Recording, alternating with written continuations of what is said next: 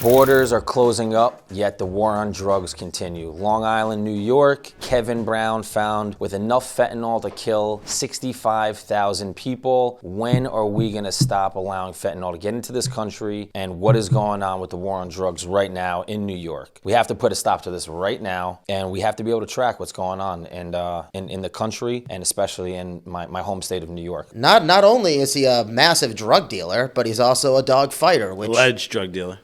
An alleged dog fighter, which a lot of times if you talk to people, you talk to law enforcement officers, you know, that they're a lot of times with bigger drug rings and things of that nature, the dog fighting just goes hand in hand with it because there's a lot of illegal gambling and things like that that go along with it.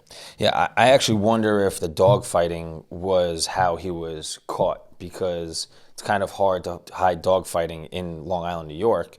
There's obviously going to be fences, a lot of dogs, fighting rings. Isn't Long Island just one way in, one way out anyway? You ever try to go out to Long Island? Yes. One road. If you're stuck in traffic, it'll take you 6 hours. So that's why you got to take a helicopter. That's why you got to take a helicopter or take a boat around. I think the big issue is the fentanyl, right? And we have the dog fighting, you have the fentanyl. But fentanyl has been a hot topic in the news because a lot of overdoses, people are chasing the high, and fentanyl is getting them that high, but also giving them that death. And that's what is really we have to home in on. I think it's a great job by New York and specifically Long Island for getting somebody like that off of the street, because again, colleges are over there. Those drugs can be trafficked into the city, and they can be they can be going anywhere in neighboring states. And there's no amount that's listed here of what how much fentanyl this individual had. But with the dog fighting and the drugs, there's definitely gonna be conspiracy charges.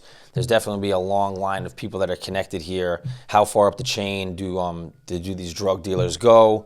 Who else is involved in this conspiracy? And is this like some sort of criminal enterprise right now that potentially could save a lot of lives? Because again, fentanyl is known to kill people. Assuming he's not in it by himself, I'm sure there's a whole conspiracy. It's got to be a ring and conspiracy. Yeah. So hopefully the law enforcement does. Hopefully they can find out where it's coming from. 100%. Find out where it's coming from, how it's being distributed, who's involved, and hopefully the crackdown is real on this. Yeah, I mean, we've had dog fighting rings busted in the past 5 or so years in our area, right, in like the Keyport area of Middletown, and it always goes along with drug activity. Yeah. People who are going to deal in hard drugs.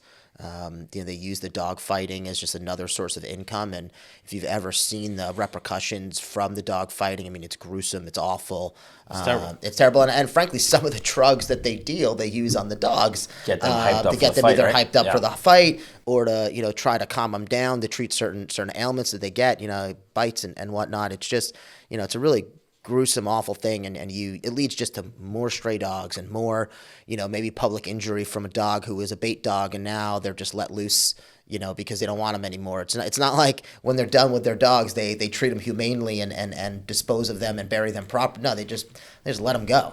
And as somebody that has you own 3 dogs with about 9 legs. Yeah, they all are missing some limbs of some sort. None from dog fighting, as far as we know.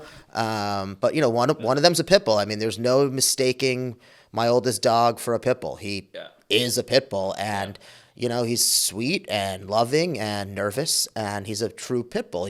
But he also doesn't love that many other dogs, and I think that's probably due to some of the stuff he went through. Trauma of some sort. Yeah, before he came to us. Well, and again, when you're training dogs, like you have a lot of animals in your house, can you shake these dogs or train them to not deal with the trauma? And like you said, if they do let these animals go in the streets, how many people is that going to affect? Exactly, and it just burdens the communities, and especially for areas like Keyport and those areas that are being built up and are nice, and the people love their community and they have pride in their community. It's a few bad apples, that really bring it down, and I know they're working to eradicate that. Well, it's also like if history repeats itself, Michael Vick had this. Like you mentioned Michael Vick earlier, and Michael Vick served jail time. And presumably here, this gentleman will also serve jail time, and probably worse because of the fentanyl. Michael Vick didn't have fentanyl back then. He was doing the dog ring. No, and the fentanyl here, the fentanyl issue is a major issue because course. they use fentanyl to chop up and break down and sell more drugs.